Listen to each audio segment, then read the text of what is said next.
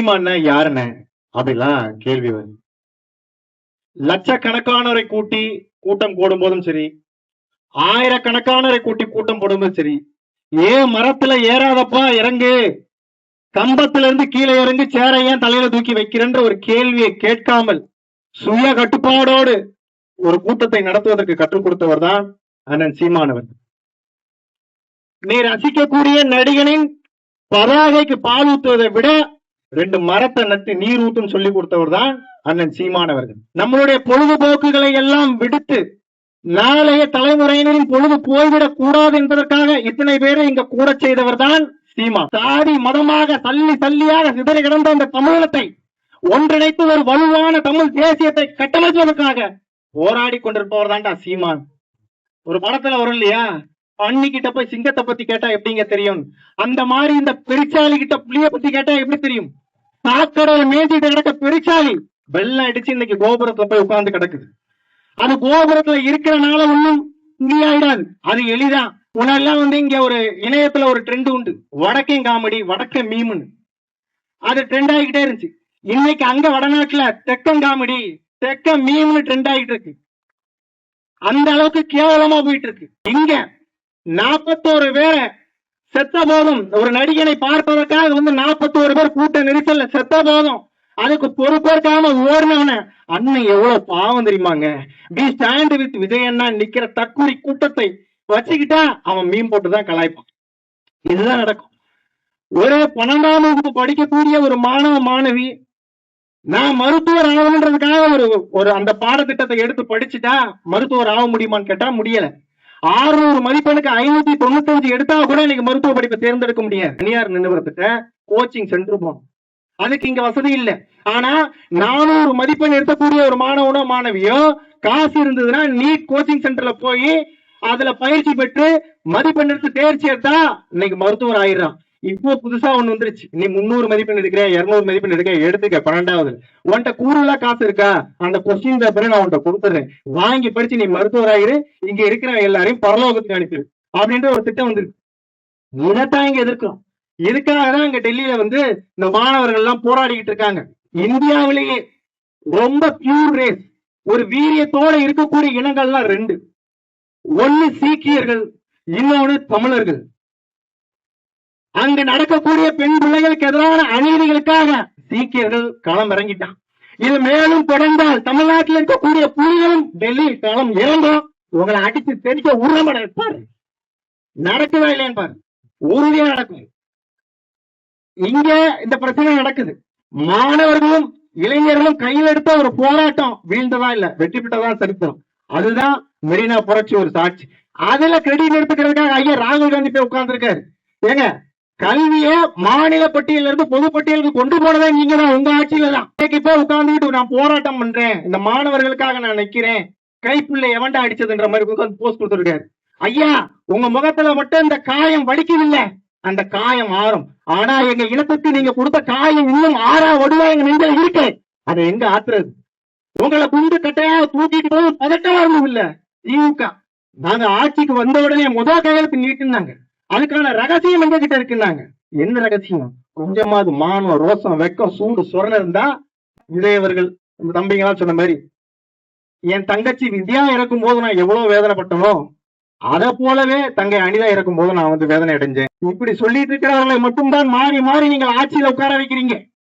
ஆனா தொடர்ச்சியாக இந்த மருத்துவ கவுன்சில் அங்கீகரிக்க வேணாண்டா, என் பிள்ளைய நானே மருத்துவர் ஆக்கிக்கிறேன்னு சொல்லக்கூடிய அண்ணன் சீமானவர்களை நீங்க தொடர்ச்சியா தோக்கடிச்சுக்கிட்டு இருக்கீங்க. இப்படியெல்லாம் நம்ம கேள்விகளை எழுப்புறதுனால்தான் இந்த ரூட் மாஃபியாவை கொண்டு அவதூறுகளை அள்ளி தெரிச்சு நம்மளை வீழ வச்சிருக்கோம். இந்த இடைத்தேர்தலில் எங்க நம்ம மீண்டு எழுதுறோமோன்றதுக்காகத்தான் நாம் தமிழர் கட்சி ஒரு பிணத்துக்கு சமம். 2029 நாம் தமிழர் கட்சி புதைக்கப்படும். நாம் தமிழர் கட்சி பிணமாகவும் தயார். என் இனம் எழுந்து வாழும் என்றால் அதற்காக பிணமாக தயார். நீ சொல்லுவியாத? நீ சொல்லுவியா? உங்க அண்ணனுக்கு எப்படி கார் வந்துச்சு? டேய், உங்களுக்கெல்லாம் ஒரு பிரச்சனை வரும்போது தமிழ்நாட்டுடைய அப்போதைய முதல்வர் மு.க. ஸ்டாலின் அவர்களை கர்நாடகால பாட கட்டி அடிச்சானே, அப்ப குரல் கொடுத்தது அண்ணன் சீமானவர்கள். அங்க இப்போதைய முதலமைச்சர் பட பிரச்சனைகளுக்காக கையை கட்டிக்கிட்டு வாயை போட்டு நிற்கும் போதெல்லாம் குரல் கொடுத்ததும் அண்ணன் சீமானவர்களுக்கு தான். அண்ணன் திருமாவளவன் அவர்களுக்கு இந்த ஹைகோர்ட்ல கிட்ட ஒரு பிரச்சனை, அந்த பிரச்சனைக்கும் குரல் கொடுத்தது அண்ணன் சீமான் தான். ஆனா அவர் என்ன பண்றாரு, அங்க இருந்து ஒரு எம்பி, இலங்கையில இருந்து ஒரு எம்பியை கூப்பிட்டு வந்து அண்ணன் சீமனை வசைபாட வைக்கிறார். இது பரவாயில்ல, இங்க இருந்தா அங்க போய் என்ன சொல்றான், நான் கொண்டு வருவேன், எனக்கு துப்பாக்கி கொண்டு வருவதற்கு அனுமதி இல்ல, துப்பாக்கி இருந்திருந்தா நான் சீமான சுட்டுப்பேன். டேய் நீ சுட்டு பாரு, நீ வந்து பாருடா, நீ சுட்டு பாரு. அப்போ இப்படி போறவன் வரவன் எல்லாம் பேசும்போது ஒருத்தர் கூட இதுக்கு எதிராக குரல் கொடுக்காம அதை ரசிப்பீங்கடா. எங்க அண்ணன் பாதுகாப்பு முக்கியம்டா. 1.25 கோடி இல்ல, 10.25 கோடியில கூட துண்டு உழைக்காத காரை எங்களுக்கு வாங்கி கொடுத்து அழகு பார்ப்போம், அழகு பார்ப்போம். அண்ணன் வந்து அடிக்கடி சொல்லுவாங்க, நான் இந்த ஆட்சியை நடத்தலன்னா என்ன, என் தம்பி தங்கைகள் இந்த ஆட்சியை நடத்திட்டு போட்டோம் இந்த நாட்டு. அது அண்ணன் நம்ம மீது வைத்திருக்கக்கூடிய நம்பிக்கை. அந்த நம்பிக்கை கைமாற நம்ம என்ன பண்ணணும், அண்ணன் காலத்திலே அண்ணன் தெரிந்த தமிழ் தேசத்தை வென்றெடுத்த ஒரு கணக்கிலே ஒப்படைப்பு கூறி விடைபெறுகிறேன். நன்றி, வணக்கம். ஆட்சிக்கு வந்தாலும் சரி, கம்பராமாயணத்துக்கும் சேக்கிலாருக்கும் வித்தியாசம் தெரியாத ஐயா எடப்பாடி அவர்களுடைய அதிமுக ஆட்சிக்கு வந்தாலும் சரி, நம்ம ஏன் இவர்களுக்கு ஓட்டு போட்டோம்னு ஓட்டு போட்ட மக்களுக்கு தெரியாம, நாம ஏன் சட்டமன்றத்தில் முடிச்சுக்கிட்டு உட்கார்ந்துருக்கோம்னு தெரியாம இருக்கின்ற தமிழக கட்சிகளுடைய ஆட்சியாக இருந்தாலும் சரி, யார் ஆட்சிக்கு வந்தாலும் அண்ணன் விஜய் அவர்கள் சொன்னாரு, திமுக சொன்னாங்க என்னட்ட ஒரு ரகசியமான சீக்ரெட் இருக்கு அப்படின்னு சொல்லி திமுக கடந்த 5 வருஷத்துல நம்மளை ஏமாத்திட்டாங்க. ஆனா அந்த சீக்கிரட்டை விட என்னட்ட மிகப்பெரிய ஒரு சீக்கிரட் இருக்கு, நான் வச்சிருக்கேன், எனக்கு விசிலுக்கு வாக்கு செலுத்தணும்னு சொல்லி மாண்புமிகு தமிழ்நாடு முதலமைச்சர் விஜய் அவர்கள் கேட்டாங்க. தன்னுடைய 2வது விக்கிரவாண்டி மாநாட்டில் என்ன சொன்னாங்கன்னா, என்னுடைய தங்கை வித்யா இறந்தது போல இருந்தது, தங்கை அனிதா இறந்தது, அந்த அளவுக்கு இந்த துயரை என்னால தாங்கிக்க முடியல அப்படின்னு மாண்புமிகு முதலமைச்சர் விஜய் அவர்கள் சொன்னாங்க. ஆனா இவர் ஆட்சிக்கு வந்த பிறகு கிட்டத்தட்ட 4 மாணவர்கள் உயிரிழந்திருக்கிறாங்க. ஆனா அதை பத்தி ஒரு கண்டனம் கூட தெரிவிக்கல, அதை பத்தி இங்க எந்த ஊடகமே போடல. தன்னுடைய கையால எப்படி தளபதி அவர்கள் விஜய் அவர்கள் மிச்சம் சாப்பிட்டு இருக்கிறார் பாருங்க, எப்படி கொடை பிடிச்சு ரோட்டில் நடந்து போறாரு பாருங்க அப்படின்னு சொல்லி இன்னைக்கு ஊடகமும் பேசிட்டு இருக்கு, இன்னைக்கு தமிழக கட்சிகள் எல்லாரும் பேசிட்டு இருக்கிறாங்க. அப்ப நாங்க கொடையை கையில பிடிச்சு போகாம வாயில கடிச்சிட்டு போறோமா? மாணவர்கள் வீதியில இறங்கி போராடிட்டு இருக்காங்க, அதை பத்தி பேசுறதுக்கு துப்பு இல்ல. ஒரு சட்டமன்றத்தில் போய் அப்பாவை காணும் கொண்டாட்டி காணும் சொல்லி பேசி விளையாண்டுட்டு இருக்கிறாங்க இந்த திமுக, அதிமுக, தாவேக இந்த 3 கட்சி. இந்த ஆட்சியாளர்கள் நமக்கானவர்களா? இன்னைக்கு தமிழக கட்சிகள் யாரோட கூட்டணி வச்சிருக்கு? அதே காங்கிரஸோட கூட்டணி வச்சிருக்கு. திமுக, அதிமுக போல இந்த தமிழக கட்சிகளுக்கும் ஒரே குட்டையில உருள மட்டும்தான். இன்றைக்கு கல்வித்துறை அமைச்சராக இருக்கக்கூடிய கீழ விடுதலை போராட்ட போராளி ராஜ்மோகன் அவர்கள் என்னமா சொல்றாரு, சாலை போராடுவதற்கான இடம் இல்ல, அப்ப ஒரு சினிமா படத்துக்கு போஸ்டர் ஓட்டுவதற்கான இடமா, பாட்டு பாடி கொண்டாடுவதற்கான இடமா? ஜனநாயகம் படம் இன்னும் தீவிர போல கொண்டாடுங்கன்னு சொல்றாங்களே, நீங்க வெடிய மட்டும் ஜனநாயகம் படத்துக்கு நடுரோட்ல வச்சு வெடிக்கலாமா? ஐயா, இது யாரு டாடி விட்டு லோடு இல்ல, சாலை இது மக்களுக்கானது, தமிழக மக்களுக்கானது, இளைஞர்களுக்கானது. இந்த நாடு யாரு வேணா போராடலாம். வார வாரம் சனிக்கிழமை உங்கள் அண்ணன் ரோட் ஷோ நடத்தினாரே, அப்ப மட்டும் இந்த சாலை யாருக்கானது சொல்லுங்க? வார வாரம் ரோட் ஷோ நடத்தி 41 பேரை கொல்லப்பட்டு எல்லாரும் ஓடி போய் ஒழிஞ்சிருந்தீங்களே, அது இன்றைக்கு கல்வித்துறை அமைச்சராக இருக்கிறார்ல, இந்த ஆணவ பேச்சு பேசுறாருல, சாலை என்பது போராடுவதற்கான இடம் இல்லைன்னு. அன்னைக்கு சிபிஐ இவர் தேடவே இல்லை, ஆனா இவரா போய் எங்கேயோ ஒளிஞ்சுக்கிட்டு நான் ஒளிஞ்சிருக்கேன் யார்ட்டையும் சொல்லிடாதீங்க அப்படின்னு சொன்னாருதான்.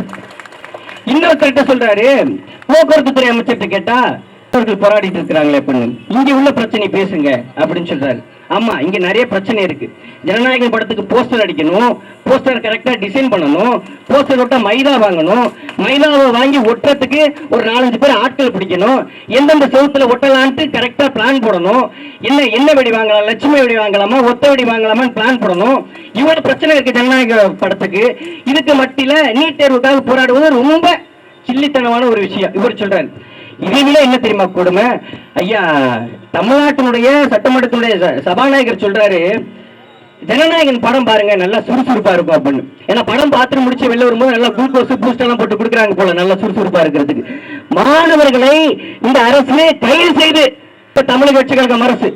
ஆனா இவர் என்ன தெரியுமா, பக்கத்து வீட்டுல உள்ளவனுக்கு அடிச்சப்போ இவருக்கு கோபம் வரல, பக்கத்து தெருல உள்ள மேல கல்ல தூக்கி போட்டா இவருக்கு கோபம் வருது.